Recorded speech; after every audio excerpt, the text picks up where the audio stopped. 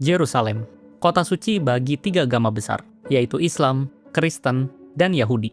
Walaupun dinamakan kota suci, Yerusalem memiliki sebuah ironi, di mana tanah ini justru menjadi alasan lahirnya banyak korban jiwa dan pertumpahan darah. Salah satunya adalah Perang Salib, di mana perang yang mempertemukan Kristen melawan Islam ini tidak hanya menumpahkan banyak darah, tapi juga menciptakan permusuhan mendalam di antara kedua belah pihak selama berabad-abad.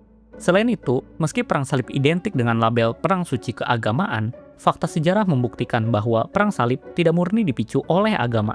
Konflik besar ini justru lebih banyak disetir oleh ambisi politik dan keserakahan ekonomi. Terus, bagaimana sebenarnya konflik ini bisa terjadi? Untuk memahaminya, mari kita bedah bersama secara lengkap mengenai sejarah Perang Salib.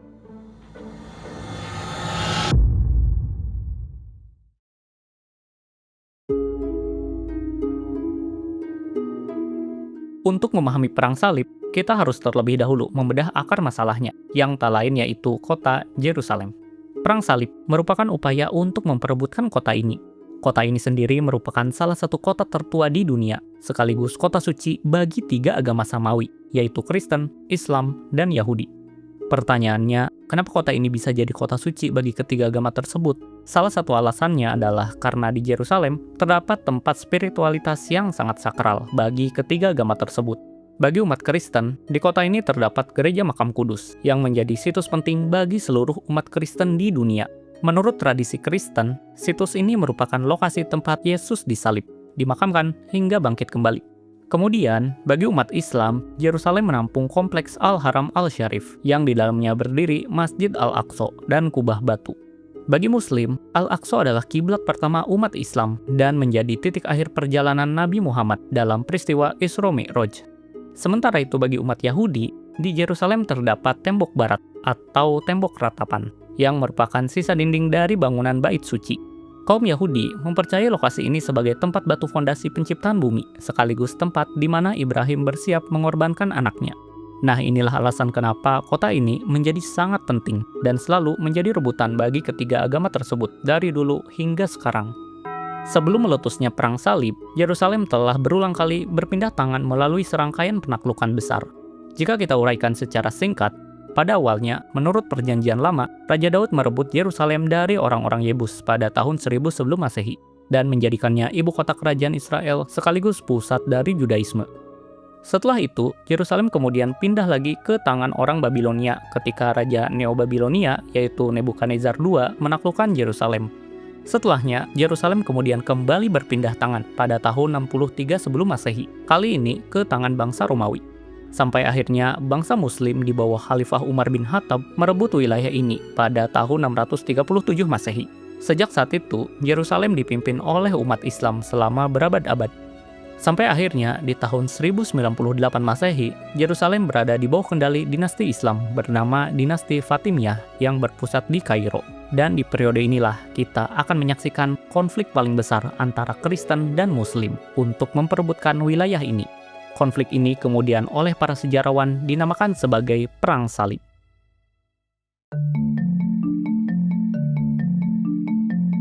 Pemicu awal dari Perang Salib dimulai pada tahun 1009 Masehi, saat pemimpin dinasti Fatimiyah, yaitu Al-Hakim Bi-Amrillah, melakukan perusakan situs gereja makam suci umat Kristen di Yerusalem. Peristiwa ini dianggap sebagai salah satu faktor terjadinya Perang Salib. Namun, faktor utama terjadinya Perang Salib bermula ketika dinasti Seljuk dari Turki bangkit sebagai kekuatan besar di Timur Tengah dan merebut Yerusalem dari tangan dinasti Fatimiyah pada tahun 1073 Masehi. Begitu Yerusalem berada di bawah kendali dinasti Seljuk, pemerintahan baru ini memberlakukan aturan-aturan yang menyulitkan umat Kristen untuk beribadah ke sana. Salah satu contohnya adalah dengan menerapkan pungutan yang tinggi kepada para peziarah. Selain itu, resiko perjalanan juga meningkat setelah Yerusalem dikuasai oleh dinasti Seljuk. Mendengar perlakuan buruk ini, tentu saja umat Kristen khususnya di barat itu marah besar. Selain menyulitkan peziarah, dinasti Seljuk sebagai kekuatan baru di Timur Tengah juga gencar melakukan ekspansi wilayah. Salah satunya adalah terjadi pada tahun 1071 Masehi, ketika pasukan Seljuk mengalahkan pasukan dari Kekaisaran Bizantium dalam pertempuran Manzikert. Kemenangan Muslim ini melahirkan kecemasan sekaligus ketakutan bagi umat Kristen di barat dan di timur, terkhusus pada kasus ini di wilayah timur. Nah, perlu kalian ketahui, dunia Kristen saat itu sedang terpecah belah akibat peristiwa skisma besar yang terjadi pada tahun 1054 Masehi. Perpecahan ini memisahkan gereja Katolik di barat yang berpusat di Roma dengan gereja Ortodoks di timur yang berpusat di Bizantium atau Konstantinopel. Nah, pembahasan detail mengenai skisma besar ini sebenarnya udah kita buat di video ini, jadi silahkan kalian tonton agar kalian mendapatkan konteks yang lebih utuh. Meskipun hubungan kedua gereja saat itu sedang renggang, ancaman ekspansi dari dinasti Seljuk yang semakin mendekati Konstantinopel membuat kekaisaran Bizantium atau umat Kristen di timur itu cemas. Alexius Komnenos yang saat itu menjadi kaisar Bizantium akhirnya mau tak mau meminta bantuan kepada pemimpin gereja Katolik di Roma untuk membantu melawan ancaman dari bangsa Muslim. Melihat Yerusalem telah lama dikuasai orang-orang Muslim, serta melihat ini merupakan momentum untuk memperkuat otoritas kepausan, membuat Paus Urbanus II yang saat itu menjabat sebagai pemimpin tertinggi gereja di Roma, akhirnya menyetujui permohonan tersebut. Setelahnya, pasukan Kristen pun kemudian disiapkan, dan Perang Salib pertama pun akhirnya dimulai.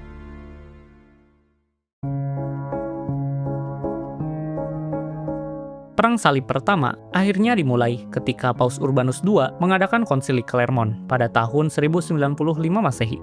Di depan massa, Paus memaparkan penderitaan umat Kristen yang ada di wilayah timur dan penodaan tempat-tempat suci yang dilakukan oleh umat Muslim di Yerusalem. Paus Urbanus II kemudian menyerukan jargon yang berbunyi Deus Vult atau God Wills It. Seruan untuk membantu kekaisaran Bizantium dan merebut Yerusalem dari tangan orang-orang Muslim ternyata mendapatkan respon yang sangat luar biasa besar. Menurut sejarawan Philip Hitti, pidato Paus Urbanus tersebut merupakan pidato paling berkesan sepanjang sejarah yang dibuat Paus. Karena seruannya ini berhasil memicu antusiasme dari seluruh lapisan masyarakat Eropa, mulai dari kesatria, pedagang, hingga petani biasa. Ada beberapa alasan yang mendorong massa sangat antusias untuk ikut bertempur. Yang pertama tentu saja adalah faktor spiritual, di mana Yerusalem merupakan tempat suci bagi umat Kristen. Kemudian faktor spiritualitas selanjutnya adalah adanya jaminan pengampunan dosa bagi siapa saja yang ikut berperang. Selanjutnya ada faktor ekonomi, di mana adanya iming-iming kekayaan jika memenangkan peperangan. Tentu saja hal ini menarik minat kelas bawah untuk mengubah nasib mereka. Kemudian faktor terakhir adalah tentu saja faktor politik, di mana adanya ambisi kepausan Roma untuk menyatukan kembali perpecahan antara gereja Katolik Barat dan gereja Ortodoks Timur. Nah, setelah pidato ini, umat Kristen di Barat maupun di Timur menyiapkan pasukan untuk berperang. Pada Agustus tahun 1096 Masehi, diperkirakan ada sebanyak 100.000 hingga 150.000 tentara yang berhasil dikumpulkan. Mereka kemudian memulai perjalanan perang menuju Yerusalem.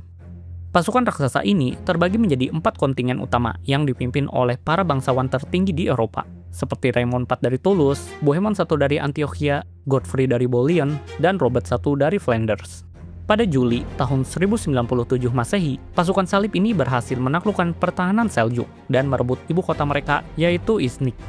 Kemudian, pasukan salib berhasil menguasai Edessa dan mendirikan kerajaan Latin pertama di wilayah Turki dengan Baldwin I sebagai rajanya. Setelah itu, tentara salib juga berhasil menaklukkan Antiochia pada Juni tahun 1098 Masehi dan mendirikan kerajaan Latin kedua dengan Bohemond sebagai rajanya.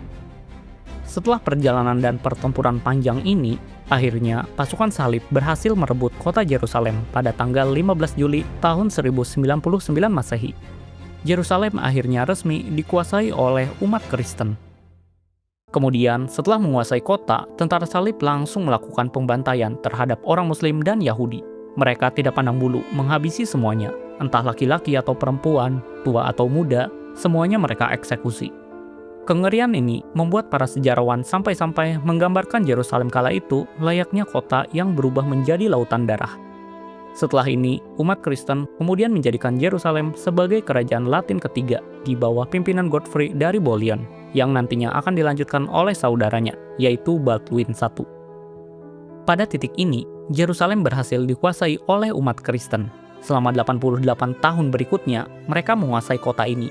Setelah menaklukkan Yerusalem, pasukan salib kemudian menaklukkan kota-kota lain di sekitarnya, seperti Acre, Tripoli, yang nantinya akan menjadi kerajaan Latin keempat, dan Tyre. Melihat kekalahan umat Muslim atas pasukan salib, orang-orang Muslim tentu saja tidak bisa tinggal diam. Sekarang, giliran mereka yang mengumpulkan pasukan untuk membalas dendam. Aksi ini pun akhirnya menandai dimulainya Perang Salib yang kedua.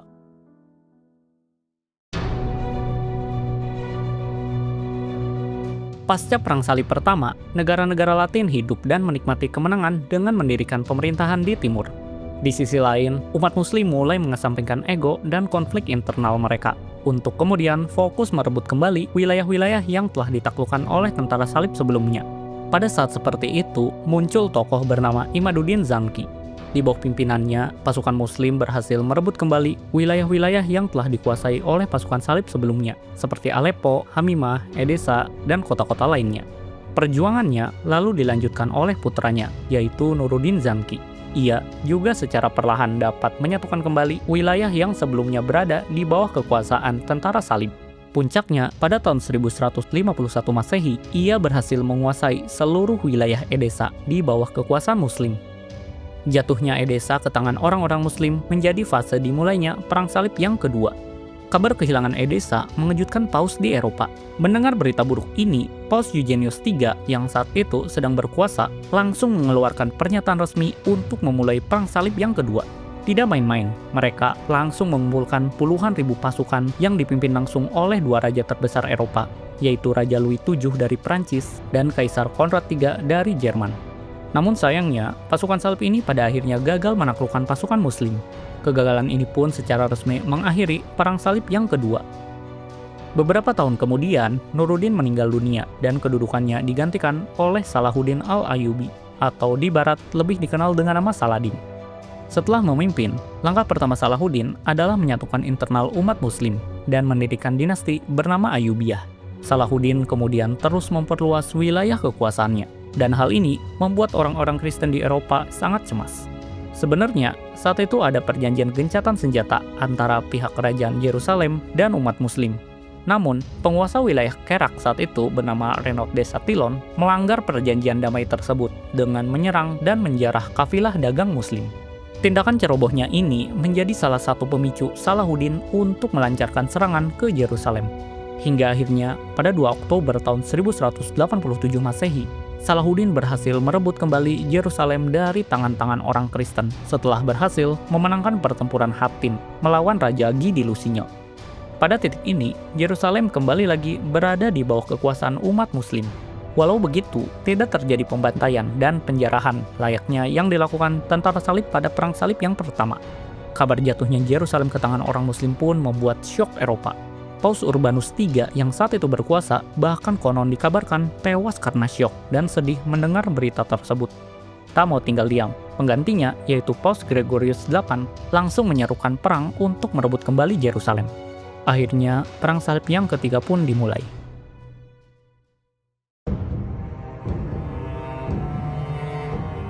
Untuk merebut kembali Yerusalem, umat Kristen langsung mengumpulkan pasukan dengan dipimpin oleh 3 raja terbesar mereka saat itu, yaitu Kaisar Frederick I dari Jerman, Richard I dari Inggris, dan Philip II dari Prancis.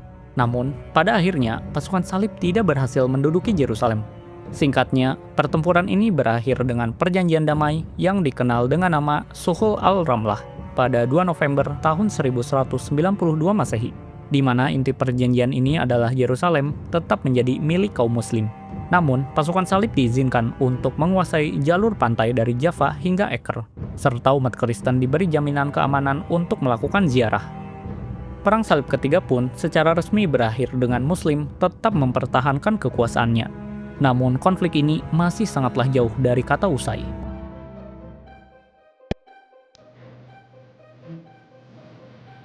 Memasuki abad ke-13, esensi dari Perang Salib mulai mengalami pergeseran dari konflik agama menuju konflik yang murni disebabkan oleh faktor politik dan ekonomi.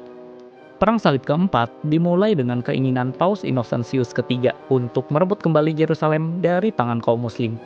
Akan tetapi, alih-alih menyerang kaum muslim, tentara salib justru berakhir menjarah ibu kota kekaisaran Bizantium, yaitu Konstantinopel pada tanggal 12 April tahun 1204 Masehi.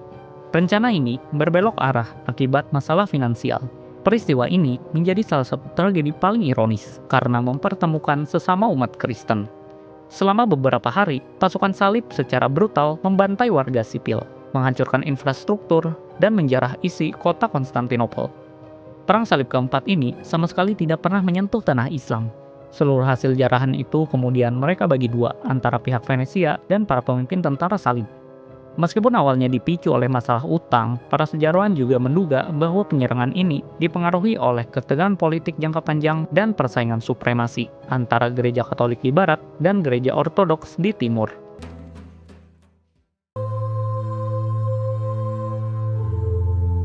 Setelah rentetan kegagalan dalam merebut kembali Yerusalem sebelumnya, hal itu belum membuat umat Kristen menyerah. Paus Innocentius III kembali menyerukan perang salib untuk merebut kembali Yerusalem pada tahun 1213 Masehi. Perang salib kelima pun kemudian dimulai. Namun kali ini, dia memiliki strategi untuk melemahkan musuh terlebih dahulu, yaitu dengan menyerang pusat kekuasaan Muslim, yaitu Mesir. Baru nanti setelahnya menyerang Yerusalem. Perang kemudian pecah pada tahun 1217 Masehi. Tentara salib kemudian berhasil menduduki kota Dimyat. Keberhasilan ini membuat Sultan Mesir kala itu, yaitu Malik Al-Kamil, itu ketakutan. Demi menyelamatkan Mesir, sang sultan pun kemudian menawarkan kesepakatan di mana ia bersedia menyerahkan Yerusalem. Namun, pihak Kristen harus menyerahkan kembali kota Dimyat. Namun sayangnya, kesepakatan ini justru ditolak mentah-mentah oleh pihak Kristen, lebih tepatnya oleh Kardinal Pelagius. Padahal tujuan dari perang salib sendiri adalah menguasai Yerusalem. Namun, Pelagius sebagai utusan kepausan bersikukuh menolaknya dan menuntut pasukan Kristen harus membawa kemenangan lewat peperangan. Dan ya, ini merupakan sebuah blunder fatal, karena setelahnya pasukan salib gagal total menumbangkan Mesir dan justru harus menyerah serta mengembalikan wilayah Dimyat kepada pihak Muslim. Pada akhirnya, pasukan salib dipaksa harus kembali ke rumah dengan tangan kosong. Dan sekali lagi, sejarah perang salib kelima berakhir dengan kegagalan di pihak Kristen.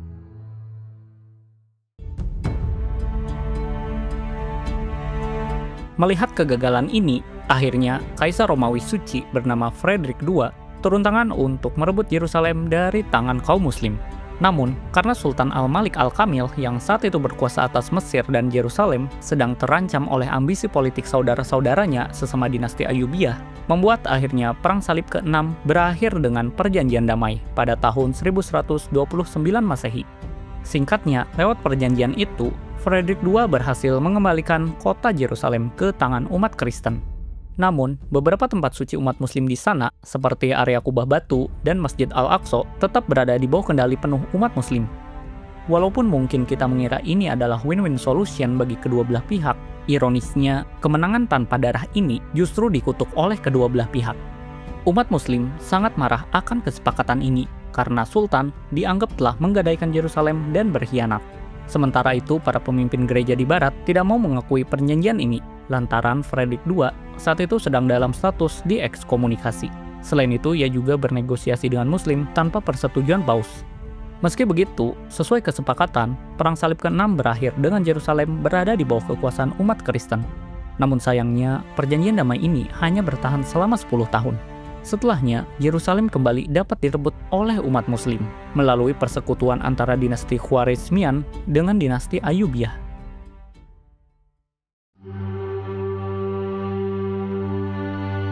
Terebutnya kembali Yerusalem oleh umat Muslim kembali menciptakan gelombang kemarahan dari umat Kristen di Eropa. Namun, berbeda dengan perang-perang salib sebelumnya yang selalu berdasarkan seruan dari Paus, Perang Salib ke-7 dimulai dari inisiatif seorang raja dari Prancis bernama Louis IX. Namun sayangnya, pada akhirnya Perang Salib ke-7 berakhir dengan kekalahan di pihak Kristen, setelah mereka dikalahkan dalam pertempuran Mansourah. Pasukan Louis IX hancur total, dan Raja Louis IX berhasil ditangkap serta ditawan oleh pasukan Muslim. Pihak Muslim pun kemudian kembali tetap mempertahankan tanah Yerusalem. Namun, Louis IX belum menyerah. Ia kembali meluncurkan Perang Salib ke-8. Kali ini, ia menargetkan Tunisia sebelum menyerang Mesir dan Yerusalem. Namun sayangnya, lagi-lagi Yerusalem pada akhirnya tidak berhasil jatuh ke tangan kaum Kristen. Akibat kematian Raja Louis IX pada tahun 1270 Masehi, Perang Salib ke-8 pun harus berakhir bahkan sebelum perang itu dimulai. Perang Salib ke-9 kemudian dilanjutkan oleh Pangeran Edward dari Inggris pada tahun 1271 Masehi untuk melawan dinasti Mamluk yang saat itu sedang menguasai Yerusalem. Perang ini pun kemudian berakhir dengan lagi-lagi kegagalan tentara salib untuk menguasai Yerusalem. Pada akhirnya, Perang Salib secara efektif berakhir pada tahun 1291 Masehi, setelah umat Muslim lewat Kesultanan Mamluk berhasil merebut kota Acre, yang saat itu menjadi benteng terakhir tentara salib di Tanah Suci. Secara umum, pasukan Muslim berhasil keluar sebagai pemenang dalam peperangan yang sangat panjang ini. Sebenarnya, banyak versi terkait periodisasi Perang Salib. Sejarawan ada yang mengelompokkannya menjadi 3 periode, 5 periode, 7 periode, 9 periode, bahkan 10 periode lebih. Namun yang pasti, secara kesepakatan, perang ini dimulai pada tahun 1095 dan berakhir pada tahun 1291 Masehi.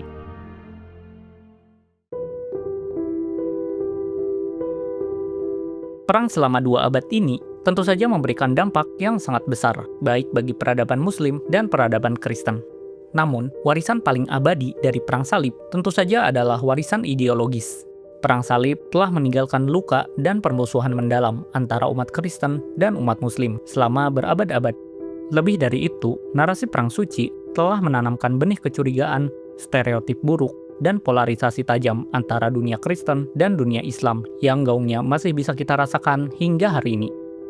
Pada akhirnya, sejarah Perang Salib mengajarkan kepada kita bahwa lagi-lagi agama dijadikan topeng untuk saling memperebutkan kekuasaan, tanah, dan kekayaan. Padahal, walaupun didasarkan atas agama, perang ini sama sekali tidak murni disebabkan oleh faktor agama saja. Mungkin segitu aja pembahasan kita kali ini. Kalau kalian punya pertanyaan, pendapat, atau bahkan koreksi, jangan ragu buat tulis di kolom komentar. Feel free juga untuk request topik pembahasan lainnya yang ingin kita bedah bareng di channel ini. Dan seperti biasa, gimana menurut kalian?